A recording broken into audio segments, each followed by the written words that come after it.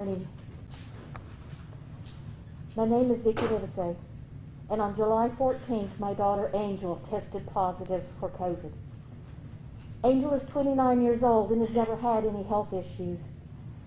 No diabetes, no heart problems, no kidney issues. We fully expected her to do her 10 days at home and go back to work.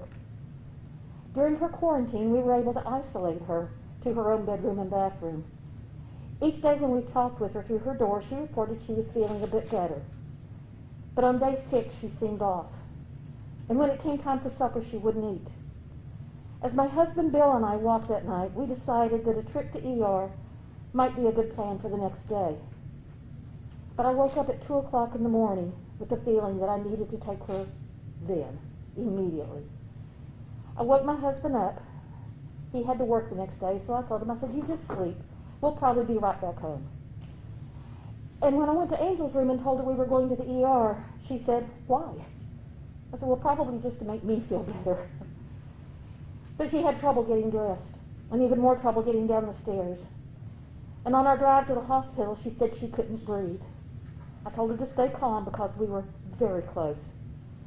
On arrival, there was a wonderful person standing outside the ER, and he brought us a wheelchair. As we were standing to check Angel in, she went non-responsive and was quickly wheeled away. I finished checking in and I began to wait. When the ER doctor was finally able to talk with me, he told me that she had coded 3 times and that she most likely would not make it. He returned to Angel and I started trying to wake my husband. He finally arrived and we waited until someone came to tell us that Angel had been moved to the COVID ICU unit. We were taken upstairs to the waiting area to meet the doctor. Dr. Bass and Kelly Jo met with us to explain how serious the situation was and to once again tell us that Angel would most likely not make it. In addition to cardiac arrest, her lungs were completely white with COVID. Blood clots were likely. They talked to us and answered questions as if they had all the time in the world. And when Dr. Bass left, Kelly Jo, who became our touchstone throughout all of this ordeal, stayed behind to make sure that we understood everything that he had said. She gave us her phone number, and she said to call her anytime, day or night, and I could tell that she meant it. We went home to rest and to wait, and I'm sure I don't have to tell you how hard it is when we had to leave our daughter alone and to think that we might be leaving her to die alone. We received several phone calls during the day to get permission for the various procedures. She was placed on a ventilator and began receiving 24-hour dialysis. She was given multiple medications and received plasma. Every person that we talked with that first day was beyond kind and reassured us that everything possible was being done. And when we said, "Tell her that Mom and Dad love her," the answer was always, "We do that every time we walk in her room." The following day, we were brought in to see her. It was never said, but we knew that this was not common, and it was for us to tell her goodbye. Kelly Jo met us at the door, and she prepared us for what we would see. She told us how to suit up and how to go in, and she walked with us.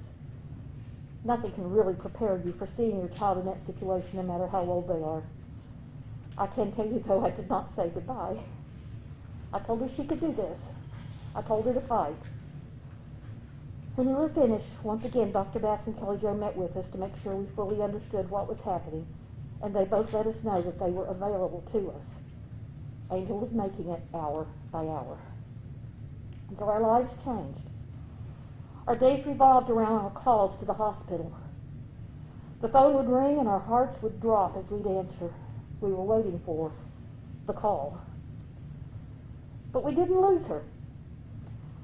We had our ups and downs, and this has not been a fast journey. But as we were told early on, this is a marathon. It is not a sprint. Small steps at a time, she began to improve, and the amazing nurses always shared and celebrated with us. On day 4, she opened her eyes when the nurse said her name. On day 7, she wiggled her fingers and her toes on command. On day 11, a nurse suggested we FaceTime, and we saw her for the first time in over a week. She couldn't talk due to the ventilator, but her dad and I more than made up for that.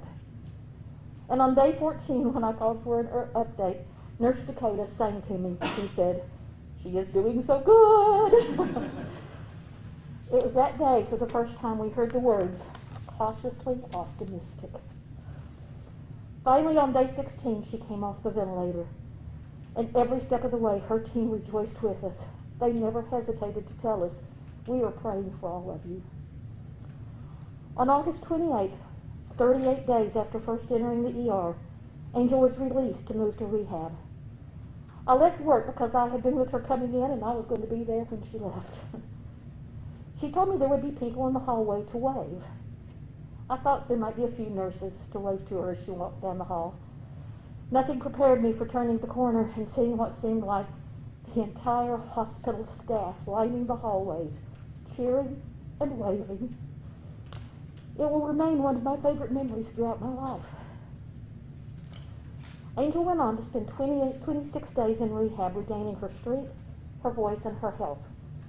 Then on September 23rd, Angel came home. She still has a ways to go, but she is alive and relatively healthy considering our journey. 3.5 months after beginning the ordeal, and we are still not finished. There are appointments, physical therapy, pulmonology, cardiology. Angel sleeps with oxygen. She tires quickly.